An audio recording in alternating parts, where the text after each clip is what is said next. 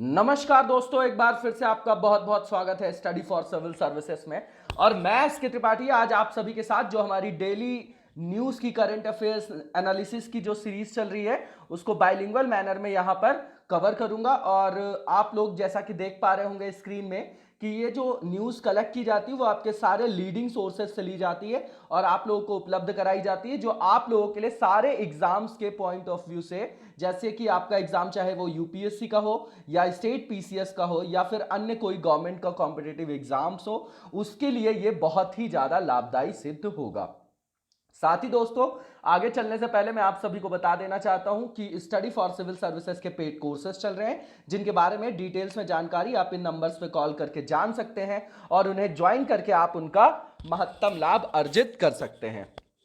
साथ ही दोस्तों, अगर अभी तक आपने हमारा फ्री टेलीग्राम चैनल ज्वाइन नहीं किया है तो उसे जरूर से जरूर ज्वाइन कर लें, क्योंकि वहां पर जो भी इंपॉर्टेंट अपडेट्स होती हैं और इंपॉर्टेंट मटेरियल होता है एग्जाम्स के पॉइंट ऑफ व्यू से, वो आपको फ्री ऑफ कॉस्ट प्रोवाइड कराया जाता है। साथ ही दोस्तों, जो करंट अफेयर से रिलेटेड हमारा टेलीग्राम चैनल है वो भी आप जरूर ज्वाइन कर लीजिएगा, क्योंकि वहां पर नोटिफिकेशंस आपको उपलब्ध कराई जाती हैं जो आपके चैनल के नाम से ही है, @ऑफ ऑनली करंट अफेयर्स। ठीक है, तो वो भी आप जरूर ज्वाइन कर लीजिएगा। तो आइए हम अपनी सीरीज को स्टार्ट करेंगे और आज की फर्स्ट न्यूज को देखेंगे। तो आज का जो हमारा पहला टॉपिक है वो आपका कंट्रोलिंग डेंगू यूजिंग बैक्टीरिया है। ठीक है, तो मतलब ये डेंगू को रोकने के लिए एक बैक्टीरिया की खोज की गई है।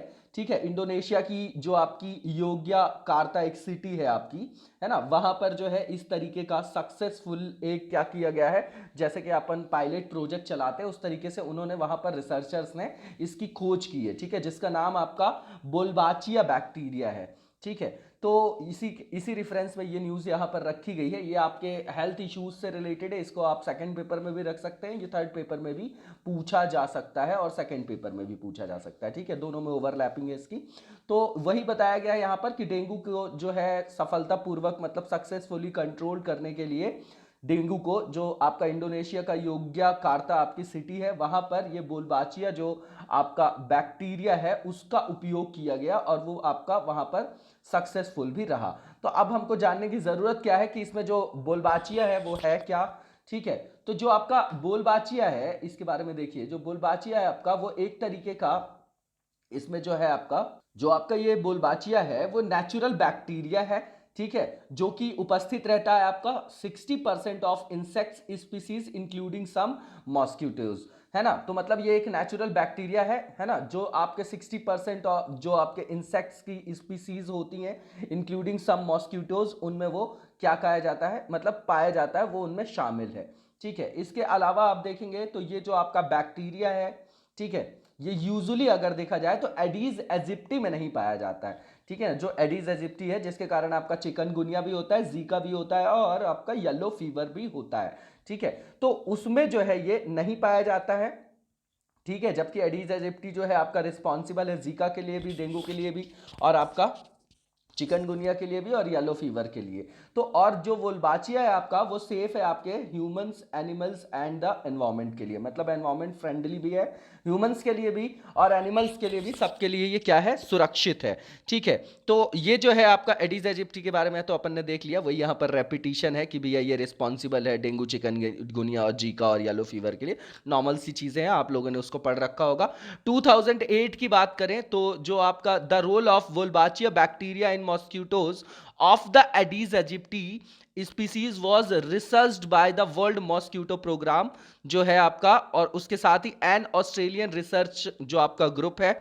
The presence of this bacteria in Aedes aegypti mosquitoes make it difficult for dengue viruses to replicate। मतलब सीधी बात है कि अगर इसका उपयोग किया जाता है आपका जो आपका वोल्बाचिया बैक्टीरिया है तो उसके द्वारा क्या होता है कि जो डेंगू के वायरस हैं वो अपनी कॉपी ही तो बनाते हैं, प्रतिकृति ही तो बनाते हैं, तो रेप्लिकेट नहीं कर पाते फिर वो, तो उस तरीके से उससे फिर क्या कर लिया जाता है, उससे फिर वहां से बचाव किया जा सकता है।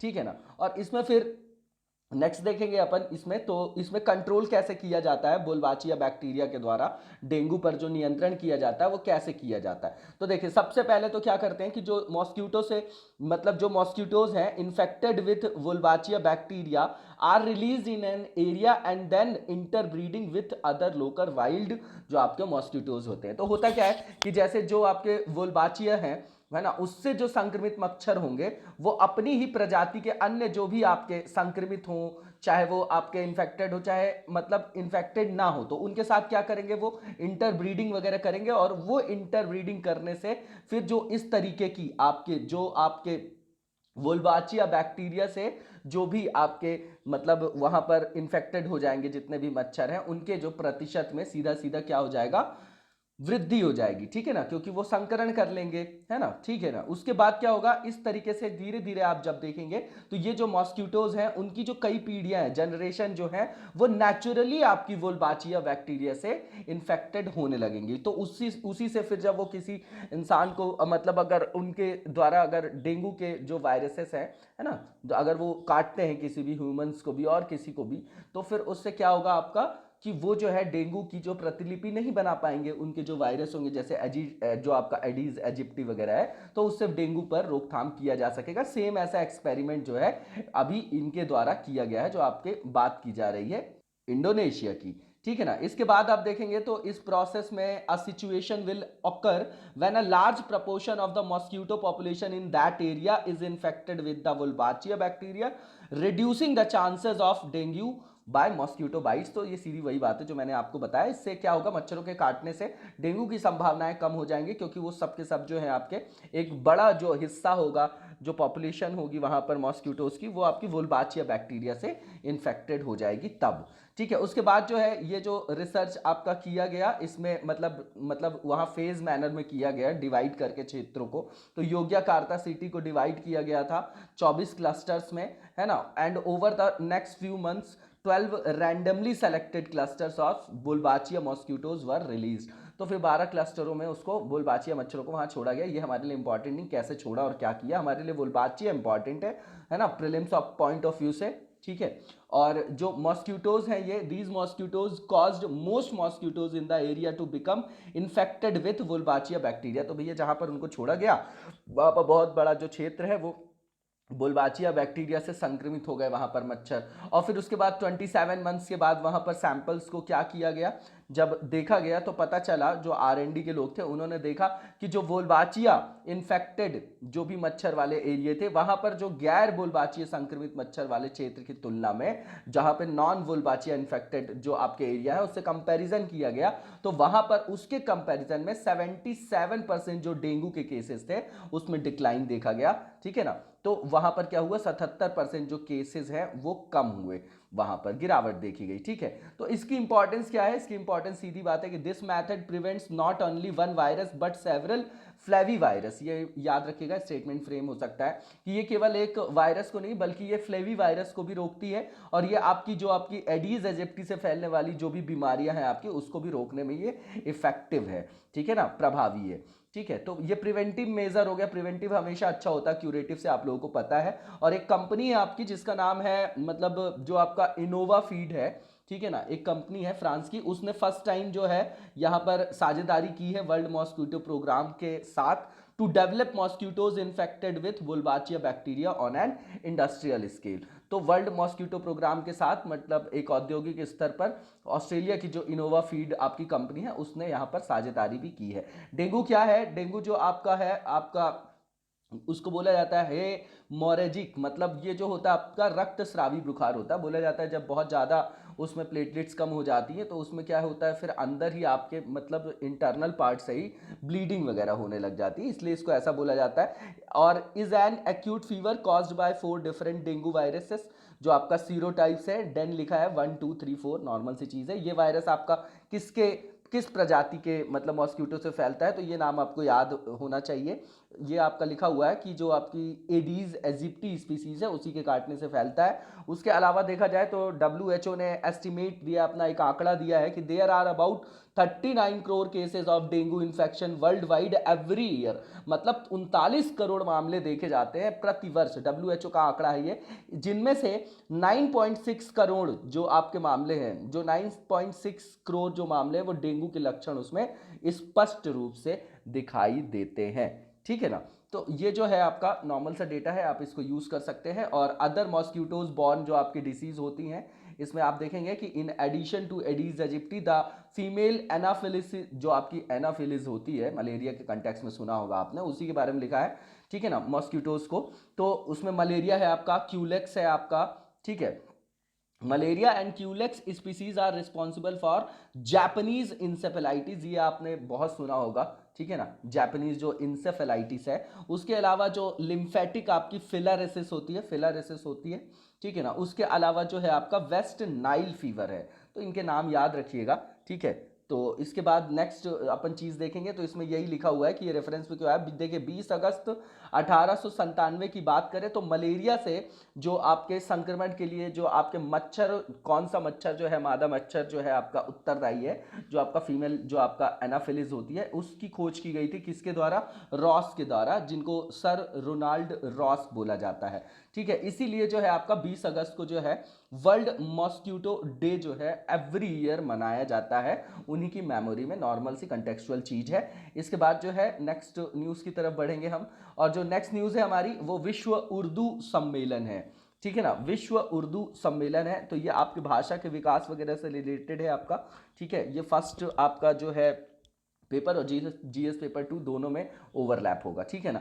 जो आपका वर्ल्ड मतलब उर्दू कॉन्फ्रेंस है 2020 का, ये ऑर्गेनाइज किया गया किसके द्वारा, national council for promotion of Urdu language, ठीक है, फ्रॉम 27 to 28 अगस्त 2020, ठीक है। Literally the word Urdu originally Turkish means the royal camp, मतलब जो ये वास्तव में जो उर्दू शब्द है मूल रूप से ये टर्की वर्ड है, जिसका अर्थ है आपका रॉयल कैंप, मतलब शाही शिविर होता है। दिल्ली में आप देखेंगे Urdu had developed and flourished in Delhi during the period of Delhi सल्तनत, सीधी बात है, दिल्ली सल्तनत के टाइम पे 12 से 16 सेंचुरी तक इसका मतलब देखा जाता है कि किस तरीके से विकास हुआ। उसके बाद then during the period of Mughal empire in Delhi from 16 century to 19 century when several court जो आपके पोइट्स होते थे use this language in their great poetry and writings. तो सीधी बात है, उस समय जो काव्य लेखन वगैरह हो रहा था, कवियों के द्वारा जो भाषा का प्रयोग किया जाता था, उसमें उर्दू का भी वहां पर यूज देखा जाता था। वो सीधे सीधे 12वीं से जो है आपकी वो 19 सेंचुरी की बात कर रहे हैं, मतलब पूरा दिल्ली सल्तनत को उन्होंने कवर किया और मुगल अंपायर के टाइम को भी उन्होंने कवर किया। इसके बाद आप देखेंगे तो Urdu also known as Lashkari is often described as the Persian version of the Hindustani language. Urdu is one of the 22nd जो आपकी 22 आपकी कॉन्स्टिट्यूशनली जो रिकॉग्नाइज लैंग्वेजेस हैं इन इंडिया में, मतलब जो आपकी 8th शेड्यूल की बात करें उसके अंतर्गत की बात करें, उन्हीं में से उन भाषाओं में से एक है, ये आपको पता है। और इसको जो है उर्दू को लश्करी के रूप में भी जाना जाता है, जिसे अक्सर हिंदुस्तानी भाषा के फारसी संस्करण के रूप में वर्णित किया जाता है। भारतीय संविधान की जो 8th शेड्यूल है उसके बारे में आप लोगों को पता होगा, इसमें जो 22 लैंग्वेजेस को रिकॉग्नाइज किया गया है, 14 इसमें पहले थी, ठीक है ना। उसके बाद जो है 8 अदर लैंग्वेजेस को जो अमेंडमेंट के द्वारा जोड़ा गया है, ठीक है ना, जिसमें आप देखेंगे तो 1967 में आप देखेंगे तो इसमें सिंधी भाषा को जोड़ा गया था 21st अमेंडमेंट से, ठीक है। उसके बाद फिर 1992 में आप देखेंगे तो कोंकणी, मणिपुरी और नेपाली भाषा को अमेंडमेंट से जोड़ा गया, 71th अमेंडमेंट था वो। और लास्टली जो है आपका बोडो, डोगरी और मैथिली और संथाली भाषा को ऐड किया गया 2003 में, ठीक है ना, 2003 में जोड़ा गया 92nd अमेंडमेंट से, ठीक है। तो जो है आपका ये नॉर्मल से फैक्ट्स हैं जो आपने देख लिया यहाँ पर। और जो इसके बाद आप देखेंगे तो जो आपका 2003 में 92nd अमेंडमेंट से जोड़ा गया था वो आपका बोडो, डोगरी, मैथिली, संताली है। रेपिटिशन है ये। उर्दू जो है आपकी मतलब साउथ जो हमारा एशिया है, दक्षिण एशिया है, उसकी एक मेजर लैंग्वेज है जो बोली जाती है, और ये काफ़ी सारी कंट्रीज में बोली जाती है, जैसे कि आपकी इंडिया है, पाकिस्तान है, अफगानिस्तान है, बांग्लादेश और नेपाल है, ठीक है। इसके साथ ही एक कल्चरल लैंग्वेज भी है, मतलब धीरे धीरे ये जो है आपकी कल्चरल लैंग्वेज के रूप में ये स्थापित हुई। And lingua France of the, मतलब इसको बोला गया lingua France of the south Asian Muslim diaspora outside the sub continent specially in gulf and the middle east, है ना। उसके साथ ही वेस्टर्न यूरोप भी है, स्कैंडिनेवियन जो कंट्रीज हैं आपकी वहां पर भी बोला जाता है, यूएसए और कनाडा। स्कैंडिनेविया में आपका फिनलैंड वगैरह आ गया, ऊपर वाला जो है आपका एरिया, ठीक है। उसकी बात कर रहे हैं। उसके बाद जो है उर्दू जो है is a language of composite culture and interfaith bonds in India. सीधी बात है, भारत में जो है वो तो संस्कृति और जो आपकी पारस्परिक संबंधों की इंटरेक्शन से निकली हुई एक भाषा है, ठीक है ना। तो आर्टिकल 51A(F) में जो है हमारे मौलिक कर्तव्य के अंतर्गत वर्णन किया गया है कि जो भी हमारी मतलब समग्र संस्कृति है ना, जो हमारी मतलब जो भी आपकी हेरिटेज है, रिच हेरिटेज है, उनको क्या करना है, प्रिजर्व करना है ना, और उनका सम्मान करना है भारत के प्रत्येक नागरिक को। इसके बारे में लिखा गया है, जो आपकी कंपोजिट कल्चर को एनरिच करती हो, है ना, जो हमको हेरिटेज जो भी है हमारा कल्चरल जो भी हेरिटेज है उसको रिच करे, उसको मतलब एंश्योर करे, उसको समृद्ध करे। तो ऐसा जो है ये किसकी मतलब किसके लिए, सारे प्रत्येक नागरिक के लिए मौलिक कर्तव्य के रूप में उसकी वर्णन किया गया है संविधान में। भारत में जो उर्दू बोलने वाले जो लोग हैं, अभी जो भाषा उर्दू भाषी जो लोग हैं जो बोलते हैं, वो लगभग 44 मिलियन है। The largest numbers are in the state of UP, followed by Bihar, Andhra Pradesh, Maharashtra and Karnataka. Normal सी चीज है। जो national council for promotion of Urdu language है आपकी, ठीक है, वो जो है आपका सबसे बड़ा नेटवर्किंग हब बन गया है अब, ठीक है, पूरे वर्ल्ड में। उसके बाद the National council for promotion of Urdu Language started functioning as an autonomous body in 1996। तो 1996 में ये ऑटोनोमस बॉडी के रूप में ये कार्य करना इसने शुरू किया था। और ये किस मिनिस्ट्री के अंतर्गत आती है, तो ये आपकी It comes under the Ministry of Education. It is the national nodal agency for promotion of Urdu. सीधी बात है, ये नोडल एजेंसी है प्रमोशन के लिए उर्दू के। और जो ये आपका है NCPUL जो है आपका, has also been assigned the responsibility of promotion of Arabic and Persian. तो इसको ये भी जिम्मेदारी सौंपी गई कि अरबी और जो फारसी भाषा है मतलब उसके भी प्रमोशन के लिए जो है इसको जो है उत्तरदायित्व तो सौंपा गया है, ठीक है। इसके बाद जो हमारी नेक्स्ट न्यूज़ है ये आपकी क्षेत्रीय संपर्क योजना है, बहुत ही मतलब इंपॉर्टेंट है और फेमस भी है। उड़ान योजना आप लोगों ने सुना भी होगा, ठीक है ना। ये कनेक्टिविटी से रिलेटेड है आपका, ठीक है, और कनेक्टिविटी से है तो ये आपका GS पेपर 3 से जाके डायरेक्टली जो है इंफ्रास्ट्रक्चर से क्या होगा, वहां पर ओवरलैप होगा। उसी के साथ सेकंड पेपर में पॉलिसीज से भी रिलेटेड है ये आपका, ठीक है। तो उड़ान का जो पूरा नाम है, उड़े देश का आम नागरिक है। इसका उद्देश्य ये है कि जो आपका एयर ट्रैवल है उसको अफोर्डेबल बनाया जाए और उसको व्यापक स्तर पर उसको क्या किया जाए, इंप्लीमेंट किया जा सके, ताकि वहां से भी काफी सारे रेवेन्यू को भी जनरेट किया जाए और नॉर्मल लोगों को भी जो है वो हवाई यात्रा कराई जा सके। तो ये जो योजना है आपकी अक्टूबर 2016 में स्टार्ट की गई थी और इसका जो ऑब्जेक्टिव था, restoring existing air strips and airports to provide air connectivity. सीधी बात है, जो ये नॉर्मल सी चीज है, एयर कनेक्टिविटी को बनाना था, आपको बढ़ाना था और जो आपका रीस्टोर करना था जो भी आपके स्थापित जो एग्जिस्टिंग एयर स्ट्रिप्स थे और एयरपोर्ट्स थे, ठीक है ना। ताकि क्या किया जा सके, ताकि जो ये एरिया है आपका, in areas where these services are not available और हैव लिटिल अवेलेबिलिटी, मतलब जिन जगहों पर बहुत कम अवेलेबिलिटी थी, है ना, वहां पर ऐसी सर्विसेज जो थी वो आपकी बहुत ज़्यादा मात्रा में नहीं उपभोग की जा रही थी, तो वहां पर भी उनको कैटर किया जा सके, उनका मतलब दोहन किया जा सके। उड़ान जो योजना है आपकी वो किसके अंतर्गत आएगी, तो आपकी मिनिस्ट्री ऑफ सिविल एविएशन के अंतर्गत आएगी। और ये जो स्कीम है, जो आपकी स्कीम है, योजना है, will be jointly funded by the central government and state government, मतलब दोनों के द्वारा इसको फंडिंग की जाती है, जो आपकी सेंट्रल गवर्नमेंट है और स्टेट गवर्नमेंट है।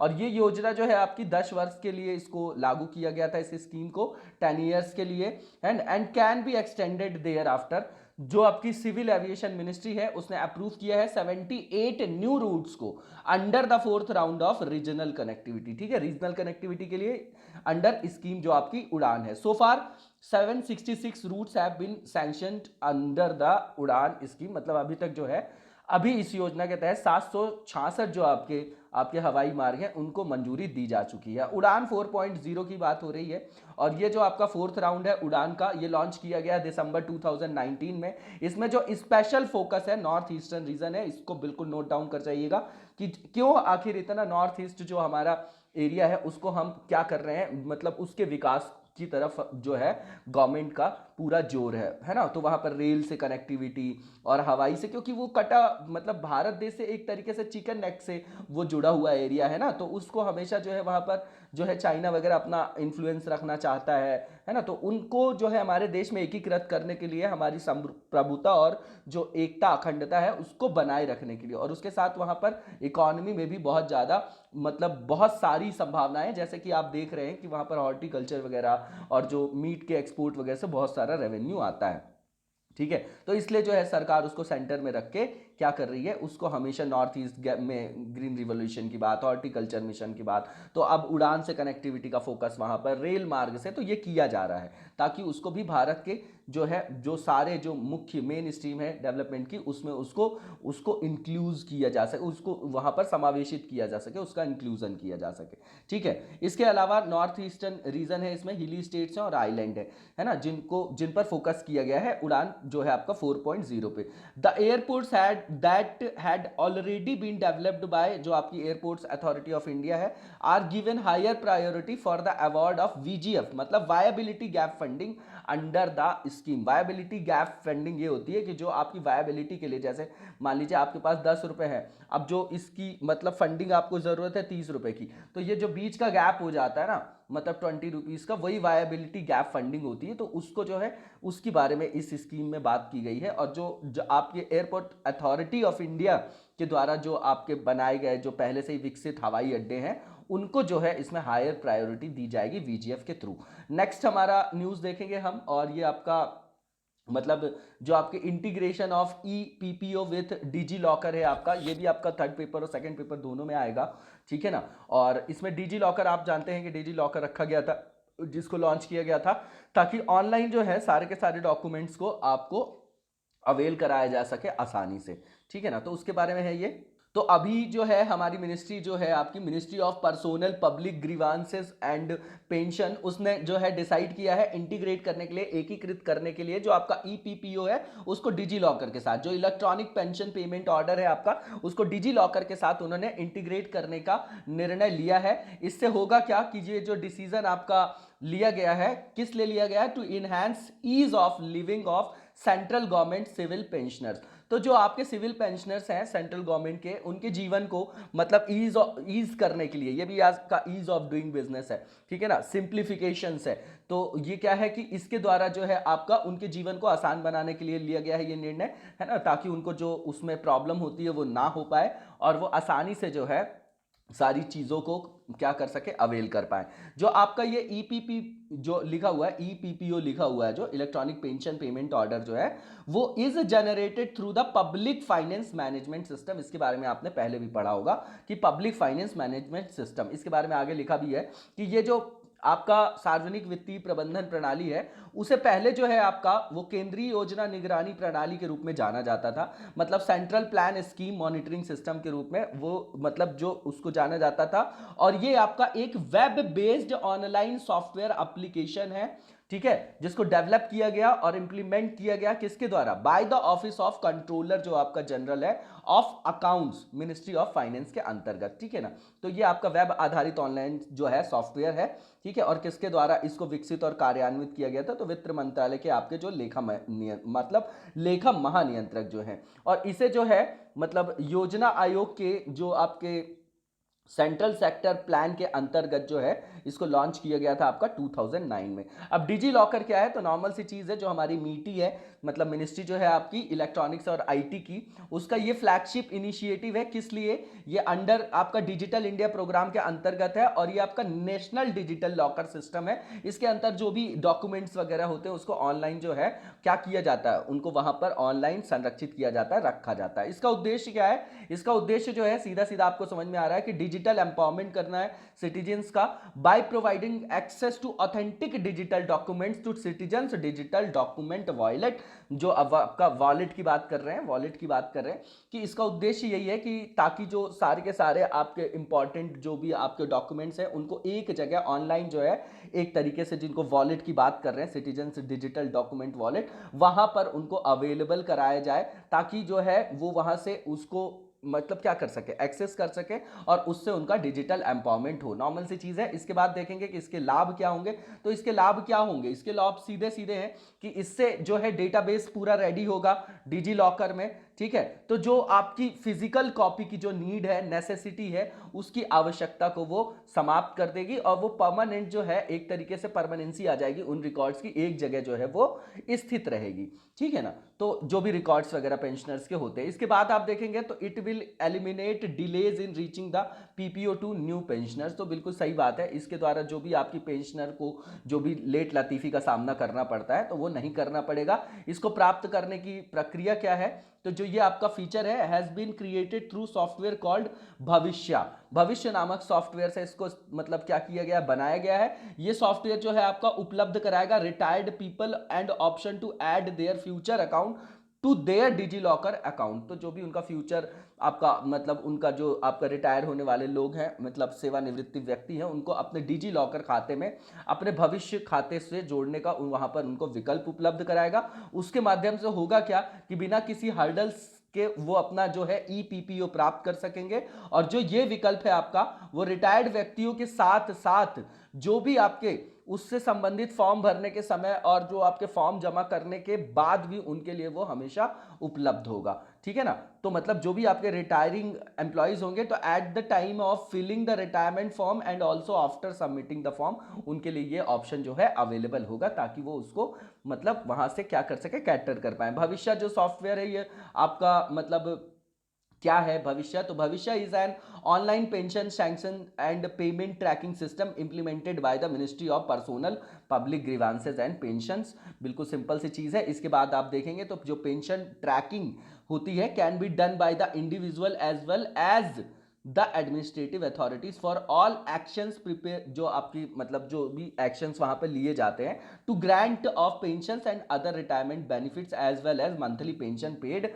आफ्टर मतलब रिटायरमेंट की। नॉर्मल सी चीज है कि इसमें जो पेंशन पर मतलब मॉनिटर किया जा सकेगा, नजर रखा जाएगा, और वो भी आपका इंडिविजुअल के द्वारा भी रखा जाता है और प्रशासनिक अधिकारियों के द्वारा भी रखा जाता है, जो भी प्राधिकारी होते हैं, ताकि जो पेंशन और सेवानिवृत्ति से संदर्भित जो भी आपके बेनिफिट्स हैं वो जो है आसानी से उनको अवेलेबल कराया जा सके, जो भी रिटायर आपके पर्सन हैं, ठीक है। तो उसके बाद जो है जो भी आपकी मतलब मासिक मंथली पेंशन आती है उसको भी ये मॉनिटर कर सकते हैं। नॉर्मल सी चीज़ है, उसीलिए तो लाया जा रहा है। उसके बाद जो नेक्स्ट है आपका जो न्यूज़ है यहाँ पर, प्रधानमंत्री राष्ट्रीय बाल पुरस्कार से रिलेटेड है। तो अभी हमारी जो मिनिस्ट्री है, ministry of women and child development, उन्होंने मतलब जो नॉमिनेशन किया है फॉर द प्रधानमंत्री राष्ट्रीय बाल पुरस्कार 2021 के लिए, ठीक है ना, उसी के रेफरेंस में ये न्यूज़ रखी गई है। और ये जो है अवार्ड जो है हर साल दिया जाता है प्रेसिडेंट ऑफ इंडिया के द्वारा in the week presiding republic day 26 January every year, ठीक है ना। चिल्ड्रंस को भी दिया जाता है, इंडिविजुअल्स को भी दिया जाता है ये, और इंस्टीट्यूशंस को भी दिया जाता है, ये याद रखिएगा।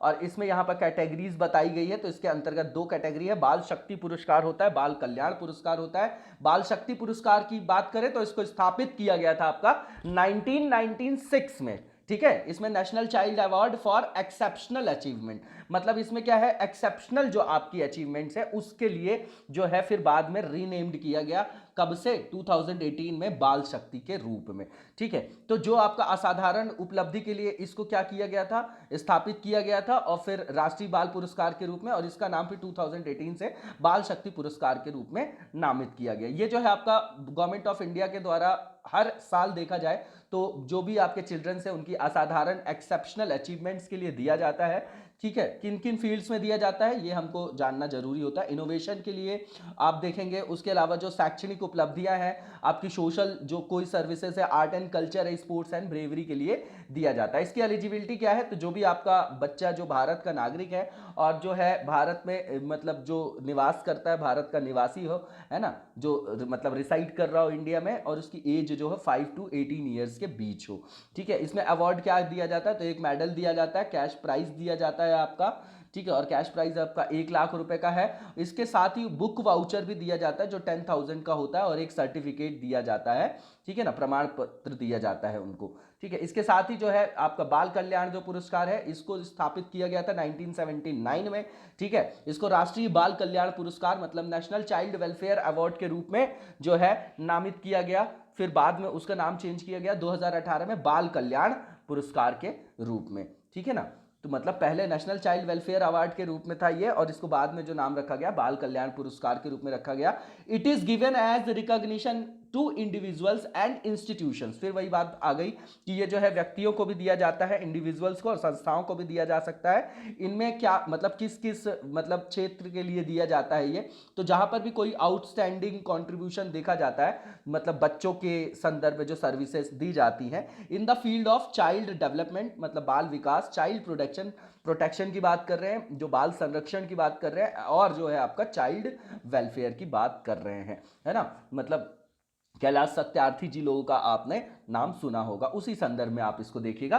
तो जो है आपकी एलिजिबिलिटी इसमें देखेंगे आप, तो इसकी जो एलिजिबिलिटी वो सेम है कि जो भी कोई भारतीय नागरिक हो, भारत में रहता हो, लेकिन उसकी आयु जो है आपकी वो 18 वर्ष भी हो सकती है और उससे अधिक की आयु भी हो सकती है, ठीक है ना, as on 31 August of respective year, ठीक है ना। The institution should not be entirely funded by the government. ऐसा इंस्टीट्यूट जो अगर किसी इंस्टीट्यूट को दिया जाए तो एंटायरली वो फंडेड नहीं होना चाहिए कि पूरा जो वित्त पोषण है सरकार के द्वारा हो रहा है उसका। And should have been in the field of child welfare for 10 years and performing consistently in the field. मतलब उस फील्ड में बाल विकास, और जो बात कर रहे हैं बाल विकास की बात कर रहे हैं, बाल अधिकार संरक्षण के लिए, बाल अधिकारों के कल्याण के क्षेत्र में जो कार्यरत है कोई भी इंस्टीट्यूट, वो कम से कम 10 वर्षों से होना चाहिए और उसका प्रदर्शन जो है इस क्षेत्र में लगातार जो है उनका दिखाई देना चाहिए, है ना। कंसिस्टेंट जो है आपकी परफॉर्मेंस वहां पे दिखाई देना चाहिए, ठीक है। ये कुछ एलिजिबिलिटी बनाया है इसके लिए। अवार्ड जो है आपका मतलब 3 awards are given in each of the 2 categories,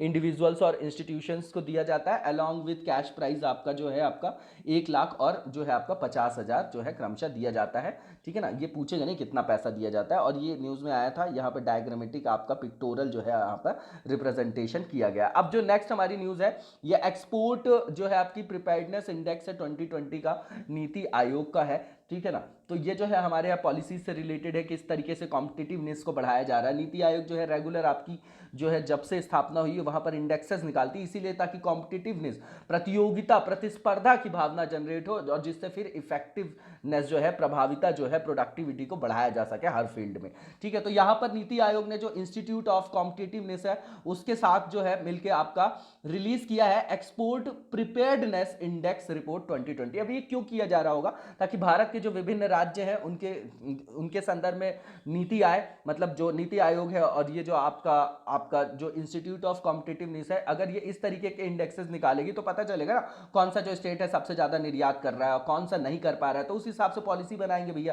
कि क्या लूप होल्स है तो उसको वहां पर एड्रेस किया जाना चाहिए। तो उस संदर्भ में इसको बनाया गया है, और ये जो है आपका यहां पर लिखा भी गया है कि to identify challenges and opportunities, enhance the effectiveness of government policies and encourage a facilitative regulatory framework for export. तो जो फैसिलिटेटिव रेगुलेटरी आपका फ्रेमवर्क है एक्सपोर्ट के लिए, उसको मतलब क्या करने के लिए, स्थापित करने के लिए, जो गवर्नमेंट की पॉलिसीज हैं वो कितनी इफेक्टिव हैं, है ना, उसके संदर्भ में, निर्यात के संदर्भ में कैसे अवसर हैं, क्या चुनौतियां हैं, इन सबको एड्रेस करने के लिए इस टाइप की रैंकिंग जो है रिलीज किया गया है। और इसके जो है 4 जो है की पिलर हैं आपके, ठीक है ना, उसके बारे में नीचे लिखा हुआ है। इसमें रैंक जो फर्स्ट आई है वो गुजरात की आई है आपकी, एक्सपोर्ट रेडीनेस इंडेक्स 2020 में, ठीक है, designed to evaluate the export readiness of states. इसके बाद अगर इस इंडेक्स में देखा जाए तो सेकंड रैंक आपकी महाराष्ट्र है, देन आपका तमिलनाडु की रैंक है, ठीक है ना, गुजरात के बाद। इसके बाद जो टॉप 10 जो आपकी मतलब जो भी आपके टॉप 10 स्टेट्स हैं उसके अंतर्गत राजस्थान है, देन उड़ीसा है, तेलंगाना है, हरियाणा है, छत्तीसगढ़ है, कर्नाटका, केरला है। इंडिया के कोस्टल जो स्टेट्स हैं उन्होंने बहुत अच्छा परफॉर्म किया। देखिए कोस्टल स्टेट्स हैं तो वो एक्सपोर्ट में हमेशा से ही मतलब एंशियंट टाइम से आप देखेंगे, जैसे गुजरात वगैरह वाला क्षेत्र, तो भैया बहुत पहले से वहां पर क्या हुआ, एंशियंट टाइम से भी वहां से लोथल वगैरह का नाम आप लोगों ने सुना होगा, तो वहां से पहले भी एक्सपोर्ट वगैरह हो रहा था, तो वहां वो कल्चर जो है पहले से ही डेवलप है, ठीक है। तो उनका जो परफॉर्मेंस है वो यहाँ पर काफी अच्छा रहा। 6 out of the top 10 states in this indexes are coastal states, ठीक है ना। उसके बाद आप देखेंगे कि पूरी तरीके से जो आपके मतलब लैंड लॉक बोल दीजिए, लैंड बॉर्डर से जो सराउंडेड है आपका, चारों तरफ से जो भूमि से घिरे हुए राज्य हैं, तो उसमें सबसे अच्छा परफॉर्मेंस राजस्थान का है आपका, ठीक है ना। उसके बाद जो है आपका तेलंगाना और उसके बाद हरियाणा का है। हिमालयन स्टेट्स की बात करें तो उसमें उत्तराखंड ने फर्स्ट रैंक हासिल की है, उसके बाद त्रिपुरा और हिमाचल प्रदेश जो है वो सेकंड में है और थर्ड पोजीशन में है, ठीक है ना, मतलब सेकंड में त्रिपुरा और थर्ड पोजीशन में हिमाचल प्रदेश है। ये आपकी हिमालयन जो आपके मतलब राज्य है उनकी बात की जा रही है, ठीक है ना। तो नॉर्मल सी चीजें हैं, फैक्चुअल है। वर्तमान में जो भारत का 70% एक्सपोर्ट है ना, वो पूरे 5 राष्ट्रों पर केंद्रित है, जिसमें महाराष्ट्र है, गुजरात है, कर्नाटक है, तमिलनाडु है और तेलंगाना का वहां पर वर्चस्व मौजूद है। यहाँ पर कुछ डेटा है इंडिया के एक्सपोर्ट के मतलब पर्सपेक्टिव में कि इंडिया का जो मर्केंटाइज एक्सपोर्ट था हैव विटनेस्ड ग्रोथ फ्रॉम जो आपका 275.9 बिलियन यूएस डॉलर था, है ना, 16-17 में, 2016-17 में, वो 19-20 में बढ़ के हो गया था आपका 331 मतलब बिलियन जो आपका यूएस डॉलर है। लेकिन कोविड 19 क्राइसिस के कारण यहां पे बहुत ज्यादा इसमें डिक्लाइन देखा गया और major blow to current fiscal, है ना, मतलब आपको दिखाई दे रहा है कि हमारे यहाँ क्या पूरे विश्व में ही पूरे का पूरा जो है बहुत ज़्यादा लॉस जो झेलना पड़ रहा है पूरे विश्व को। तो कॉन्सिक्वेंटली जो है इंडियाज एक्सपोर्ट श्रैंक बाई 60% इन अप्रैल 2020। तो उसके कारण बोला जा रहा है कि जो आपका 60% तक की उसमें गिरावट देखी गई अप्रैल 2020 में। इसके बाद देखा जाए तो जो मिड टर्म रिव्यू है आपका फॉरेन ट्रेड पॉलिसी का 2015-20 में जो कंडक्ट किया गया था, वॉज कंडक्टेड इन 2017। उसको क्यों कंडक्ट किया गया था? Assess the policy interventions required to boost the export level. तो सीधी बात है, हमारे यहाँ निर्यात को बढ़ाने के सारे प्रावधानों को अपनाया जा रहा है, क्योंकि जो है हम अगर आयात ज़्यादा करते हैं और निर्यात मतलब आयात ज़्यादा करेंगे, एक्सपोर्ट कम करेंगे, तो उससे जो है हमारे यहाँ बैलेंस ऑफ पेमेंट जो है आपका भुगतान संतुलन जिसको बोलते हैं वो असंतुलित हो जाता है, ठीक है ना। जैसे आप चाइना के साथ देखते होंगे कि हमारा ट्रेड डेफिसिट है। तो उसके लिए a new logistic division was established in the department of commerce to organize the integrated development of the logistic sector. तो लॉजिस्टिक सेक्टर को भी मतलब वहां पर मतलब इफेक्टिव बनाने के लिए इस तरीके का जो है वाणिज्य विभाग में एक नया प्रभाग डिपार्टमेंट जो है वो शामिल किया गया था, ताकि इंटीग्रेटेड डेवलपमेंट किया जा सके, है ना। ये जो एक्सपोर्ट सेक्टर की बात करें उसके अंतर लॉजिस्टिक सेक्टर की। तो जो आपका एक टाइज जो स्कीम है आपकी trade infrastructure for export scheme, उसको भी लॉन्च किया गया था 2017 में।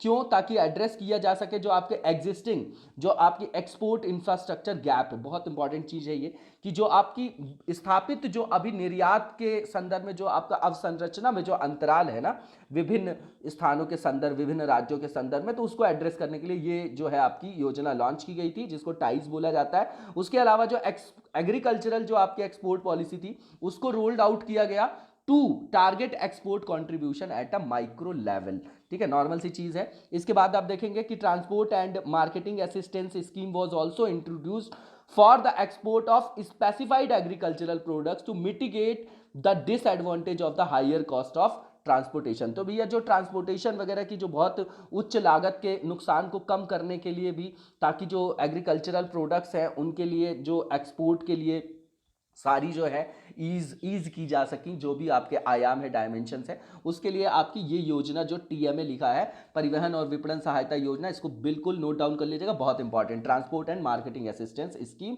उसको इंट्रोड्यूस किया गया था। इसके बाद देखेंगे इसमें चैलेंजेस क्या हैं।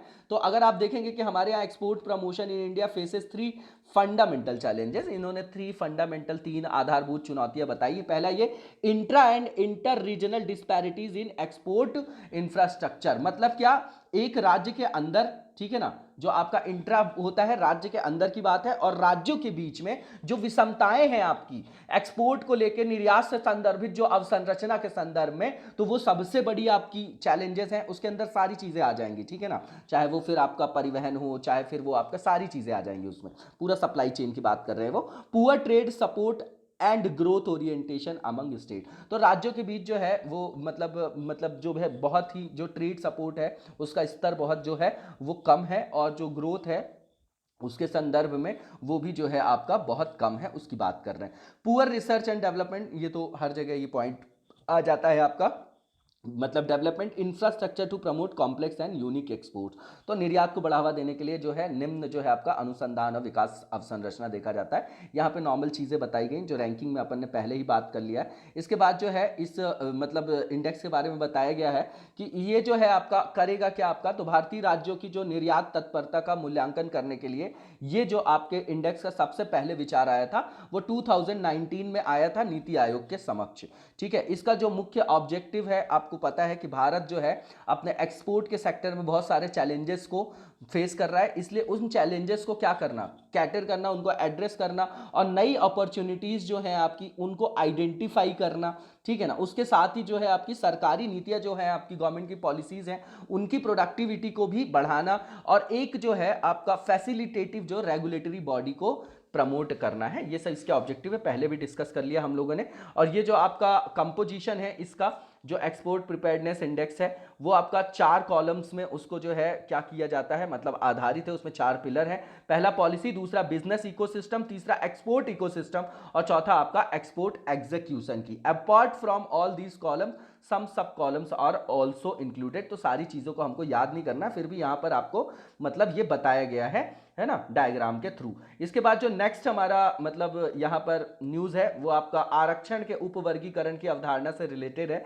सब क्लासिफिकेशन ऑफ रिजर्व क्लास की बात है, तो ये आपका सेकंड पेपर से रिलेटेड है, ठीक है ना आपका। और ये कॉन्स्टिट्यूशनल मैटर है सीधा सीधा। ये इसलिए न्यूज में आया कि अभी जो है एक मतलब जो आपकी 5 जज बेंच है सुप्रीम कोर्ट की, उसने मतलब एक कोर्ट में जो है एक इस तरीके का जजमेंट दे दिया गया है जिसमें बोला गया है कि that states can sub classify the list of SC, ST and socially and educationally backward classes to provide preferential treatment to the weakest out of the weak. तो ये आपका थोड़ा सा कॉन्ट्राडिक्टरी हो गया, पहले का जो आपका जजमेंट था 2005 का उसके अपोजिट दे दिया गया। इसलिए ये सवाल उठ रहा है कि भैया अगर सेम आपकी जैसे 5 जो मतलब 5 न्यायाधीशों की जज का अगर कोई निर्णय है और उसका जो अपोजिट निर्णय अगर 5 ही जजों की कोई बेंच दे देती तो फिर वो माना नहीं जाता, उससे बड़ी बेंच का जो ऑर्डर आता है उसी से फिर उस ऑर्डर को पलटा जाता है। ये आपको पता होगा, कॉन्स्टिट्यूशनल बेंच वगैरह के बारे में आप लोगों ने पढ़ा होगा।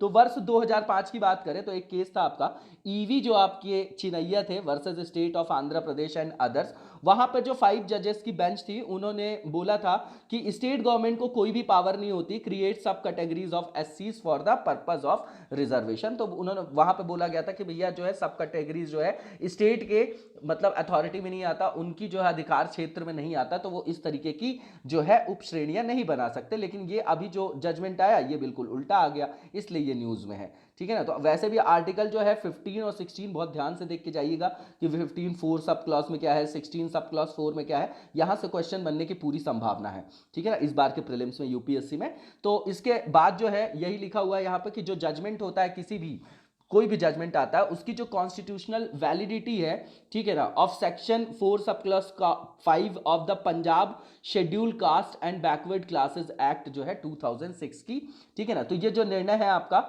ये आपका जो पंजाब का ये एक्ट है उसके संदर्भ में आया है अभी, ठीक है। और ये जो पहले ही लिखा गया है कि मैंने आपको पहले ही बता दिया कि कोई भी संवैधानिक पीठ है अगर तो उससे बड़ी संवैधानिक पीठ के निर्णय के द्वारा ही उस संवैधानिक पीठ के निर्णय को बदला जा सकता है, ठीक है ना। जैसे अभी 5 बेंचेस का आया जजमेंट, पहले वाला भी जो निर्णय था वो 5 बेंचेस का था, तो ये फिर उसको निर्णय को पलट नहीं सकती, यहां कम से कम 7 जो आपकी बेंच होगी जजों की उसका जब निर्णय आएगा तो उसको माना जाएगा, ठीक है ना। वही लिखा गया है ये यहां पर। और इसके बाद जो लीगल प्रोविजंस जो पंजाब के एक्ट के थ्रू आया है ये उसी के संदर्भ में ये डिसीजन आया है। तो जो लीगल प्रोविजन है आपका 50% ऑफ द रिजर्व्ड SC की जो सीट है in the state to be allotted to जो आपके वाल्मीकिज ऑन जो आपके मजहबी सिख हैं उनके लिए आवंटित किया गया।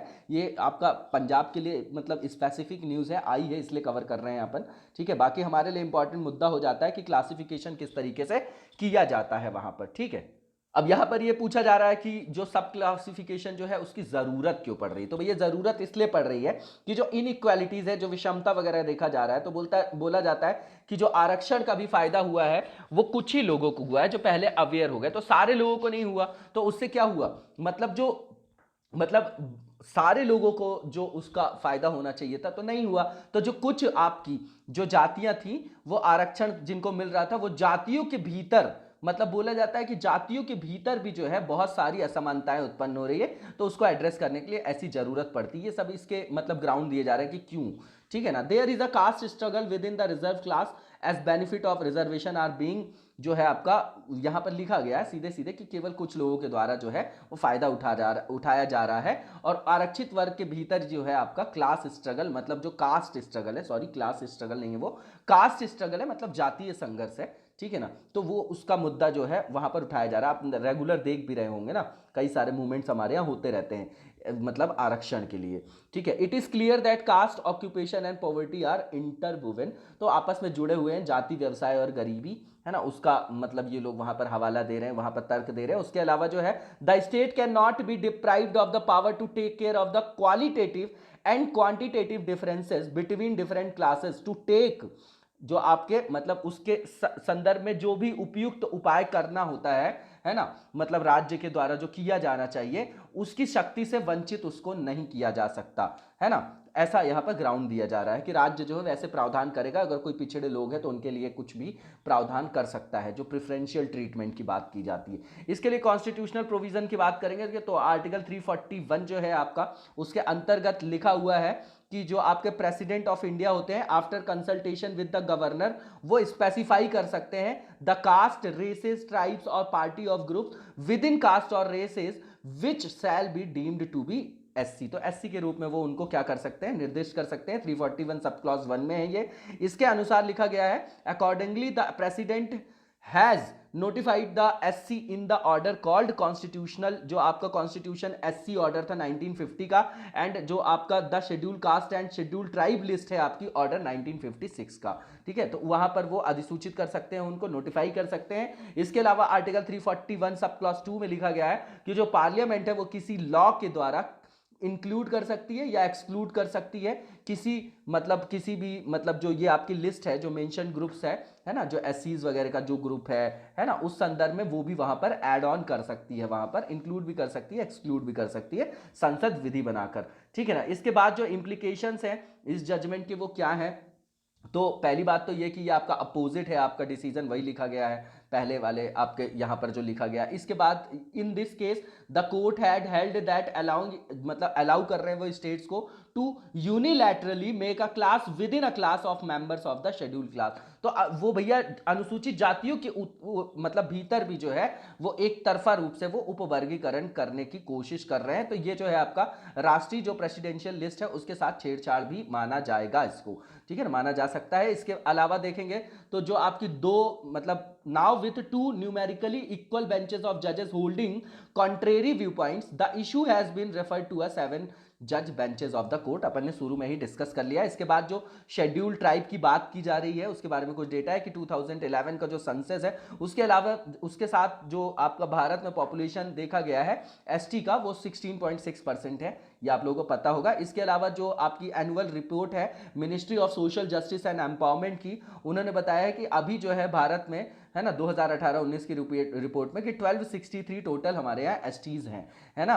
उसके अलावा जो है आपका अरुणाचल प्रदेश, बिल्कुल इंपॉर्टेंट फैक्ट है, अरुणाचल प्रदेश, नागालैंड, अंडमान और निकोबार आइलैंड और लक्षद्वीप में आपका जो है वहां पर जो है अनुसूचित जाति के रूप में किसी को निर्दिष्ट नहीं किया गया है। None of the communities in Arunachal Pradesh, Nagaland, Andaman Nicobar and Lakshadweep have been designated as SC, मतलब शेड्यूल कास्ट की बात कर रहे हैं यहाँ पर, ठीक है। तो ये भी न्यूज यहाँ पर कवर कर लिया हम लोगों ने। अब हम लोग एमसीक्यूज की तरफ चलेंगे और यहाँ पर जो पहला एमसीक्यू है वो आपका ग्रेट अंडमानी जो आपकी ट्राइब है उसके बारे में है। तो सबसे पहला स्टेटमेंट है कि ये पीवीटीजीज के अंतर्गत आता है, बिल्कुल ठीक बात है। ये पर्टिकुलरली जो वल्नरेबल ट्राइब ग्रुप्स है उनके अंतर्गत आते हैं और ये जो है आपके अंडमान में जो 5 आपकी पीवीटीजीज हैं उन्हीं में से एक है, बिल्कुल सही बात है। दूसरा ये कि जो ये बोलते हैं आपके वो जेरू डायलेक्ट करते हैं ये, है ना, मतलब उसमें संवाद करते हैं, ये बोली है उनकी, ठीक है। And their number stands at 51, तो इनकी जो संख्या है वो मात्र जो 51 है ग्रेट अंडमानी जनजाति की। इसके अलावा अगर देखें तो जो 5 आपकी